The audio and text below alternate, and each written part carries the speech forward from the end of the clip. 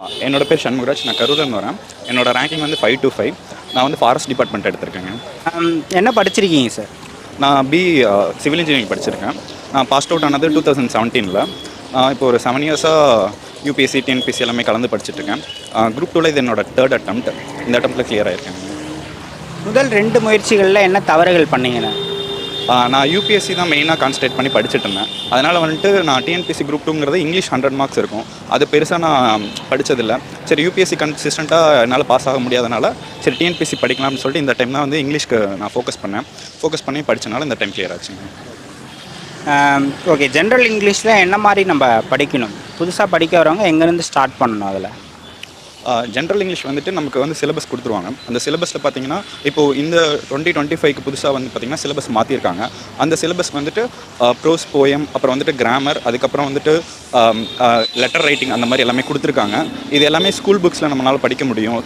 அதை தாண்டி கொஞ்சம் நம்ம வந்துட்டு ரெஃபர் பண்ண வேண்டியதும் இருக்குது. ஏன்னா இப்போ ஸ்கூல் புக்ஸையும் தாண்டி கேட்குறாங்க. அதனால் வந்துட்டு நீங்கள் கொஞ்சம் எக்ஸ்ட்ராவும் படிக்கணும். அப்போ தான் இதில் வந்து நம்மளால் நல்ல மார்க் வாங்க முடியும். மேக்ஸ் எப்படி படிச்சிங்க? மேக்ஸ் வந்துட்டு நமக்கு வந்து 25 கொஷின்ஸ் வரும் ப்ரிலிம்ஸில். அப்புறம் வந்துட்டு மெயின்ஸில் 50 கொஷின்ஸ் வரும். நம்ம வந்துட்டு ரீசனிங், ஆப்டிடியூட் ரெண்டுமே இருக்கும். ரெண்டுத்துக்கும் வந்துட்டு ஆர்எஸ் அகர்வால் புக் அந்த மாதிரி இருக்குது. நீங்கள் ஆன்லைனில் நிறைய யூடியூப் சேனல்ஸில் ஃப்ரீயாகவே சொல்லித்தராங்க. அதை ஃபாலோ பண்ணிக்கோங்க. அப்புறம் கொஞ்சம் ஃபார்முலாஸ் இருக்கும். அதை படிச்சிட்டோம்னாலே மேக்ஸ் ஓரளவுக்கு நம்மளால் மார்க் வாங்கிட முடியும். ஜிஎஸ் எப்படி படிச்சிங்க? ஜிஎஸ் வந்து பேசிக்காக ஸ்கூல் புக் கவர் பண்ணிடணும். அதுக்கப்புறம் வந்துட்டு ஒவ்வொரு சிலபஸ்க்கும் ஒவ்வொரு டாப்பிக்கும் நமக்கு வந்துட்டு ஆத்தர் புக் இருக்கும். அதையும் சேர்ந்து நம்ம படித்து நம்ம கிளியர் பண்ணிடலாம். ஈஸியாக தான் இருக்கும், படிச்சிடலாம். ஜிஎஸ் வந்து வெயிட்டேஜ் பார்த்திங்கன்னா நம்ம ஃபஸ்ட்டு யூனிட் 8 முன்னாடி இருந்தது. இப்போ வந்து அது யூனிட் 6 மாட்டாங்க.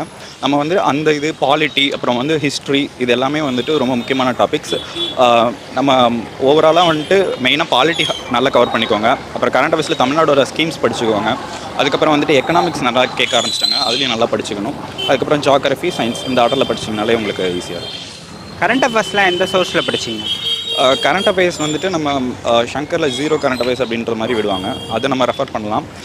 அதை தாண்டி வந்துட்டு நம்ம டெலகிராம் சேனலில் நிறையா இருக்காங்க. அவங்க வந்து டெய்லி கரண்ட் அஃபேர்ஸ்லாம் அப்டேட் பண்ணிகிட்டே இருப்பாங்க. நீங்கள் நிறையா சோர்ஸஸ் இருக்குது. ஏதாவது ஒன்று ஸ்பெசிஃபையாக எடுத்து படிச்சிங்கனாலே போதும். ப்ரிலிம்ஸில் எவ்வளோ கொஷின்ஸ் போட்டிங்க? ப்ரிலிம்ஸில் வந்துட்டு நான் 158 கொஷின்ஸ் கரெக்டாக இருந்ததுங்க 200க்கு. ஓகேங்க. இப்போ நீங்கள் குரூப் 2, 2A 2 மெயின்ஸ் எழுதுறதுக்குமே எலிஜிபிளாக இருந்திருப்பீங்க. 2மே எழுதுனீங்களா இல்லை 1 மட்டும் எழுதுனீங்க? நான் 2மே எழுதினேன். எனக்கு வந்துட்டு 2ல் தான் வந்துட்டு சர்டிஃபிகேட் அப்லோட் பண்ணுற அளவுக்கு வந்துச்சு. 2Aல வந்துட்டு நான் கொஞ்சம் எனக்கு ரேங்க் பின்னாடி வந்தனால என்னால் அப்லோட் பண்ண முடியல. நான் கான்சன்ட்ரேட் பண்ணி படித்ததும் 2க்கு தான் படித்தேன்.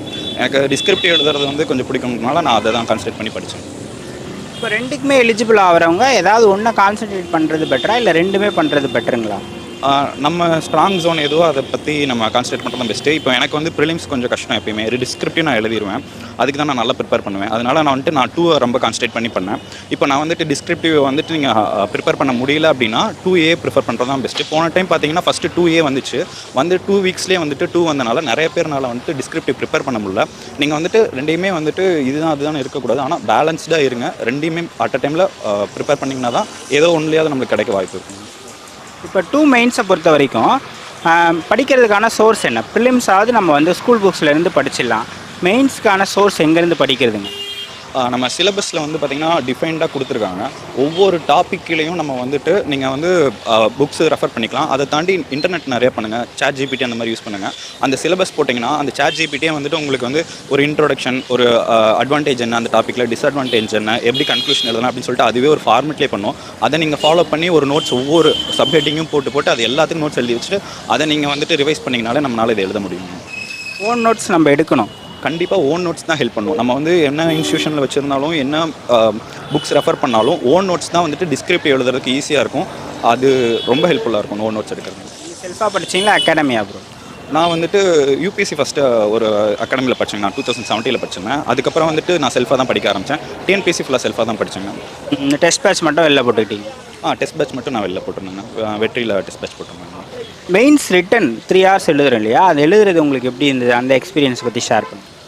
நான் டிஸ்கிரிப்டிவ் எப்பயுமே வந்துட்டு கொஞ்சம் ப்ராக்டிஸ் பண்ணுவேன். நான் அட்லீஸ்ட் வீக்லி ஒரு 2-3 டைம்ஸாவது வந்துட்டு ஒரு ஒரு 1 ஆர் 2 கொஷின் எழுதி பார்த்துட்டு இருப்பேன். அப்படி எழுதி பார்க்கும்போது தான் உங்களுக்கு வந்துட்டு ஒரு கொஷினை பார்க்கும்போது எப்படி அதை அப்ரோச் பண்ணலாம் அப்படின்றது தெரியும். அதை தாண்டி வந்துட்டு 3 மணி நேரத்தில் நம்ம இத்தனை கொஷின்றபோது நான் ஒவ்வொரு கொஷினுக்கும் 15 மார்க்ஸ்க்குனா எனக்கு ஒரு இவ்வளோ டைம்குள்ளே நான் முடிக்கணும், 10 மார்க்ஸ் இவ்வளோ நேரம் முடிக்கணும் அப்படின்னு சொல்லி நான் முன்னாடியே ப்ரீ பிளான்டாக ஒரு கால்குலேஷனோட போனேன். அதனால் வந்துட்டு என்னால் வந்துட்டு ஒரு 5 மினிட்ஸ் இருக்கும்போதே என்னால் அந்த கொஷின் பேப்பரை பிடிக்க முடிஞ்சதுங்க.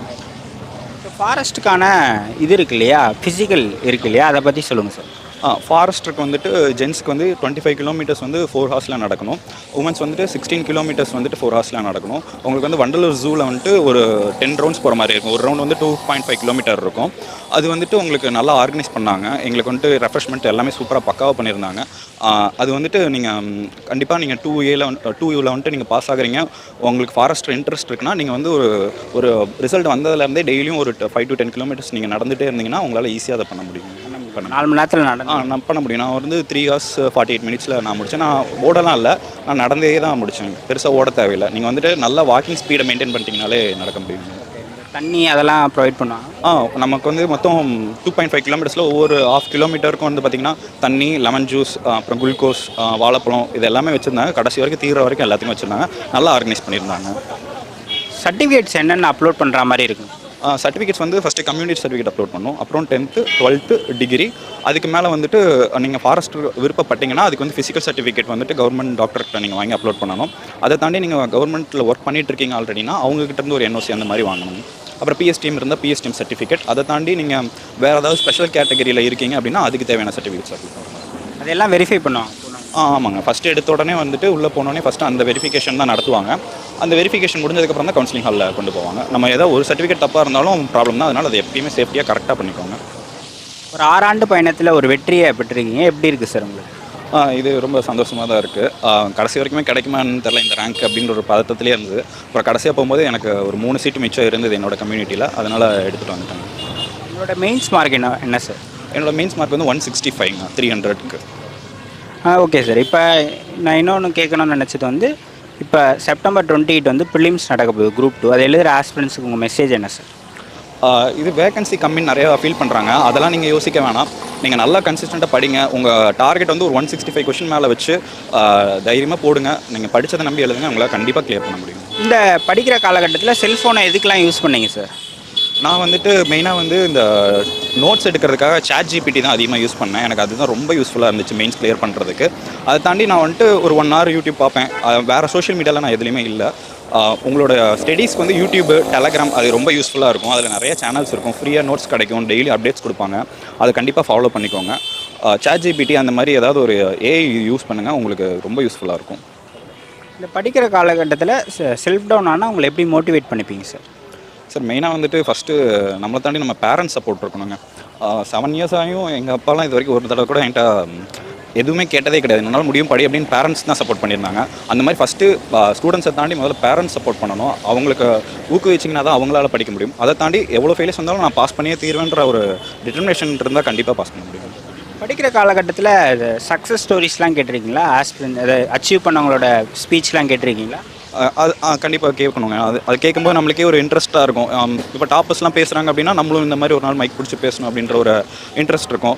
அவங்ககிட்ட இருந்து நிறைய டிப்ஸ் கொடுப்பாங்க, எப்படி படிக்கலாம். அவங்களும் ஃபெயிலியர்ஸ் பார்த்துருப்பாங்க, அவங்க அதுலேருந்து எப்படி வந்தாங்கன்னு சொல்லுவாங்க. அதனால் வந்துட்டு அவங்கள ஃபாலோ பண்ணிக்கலாம் இனிஷியலாக பார்க்குறதுனால தான்.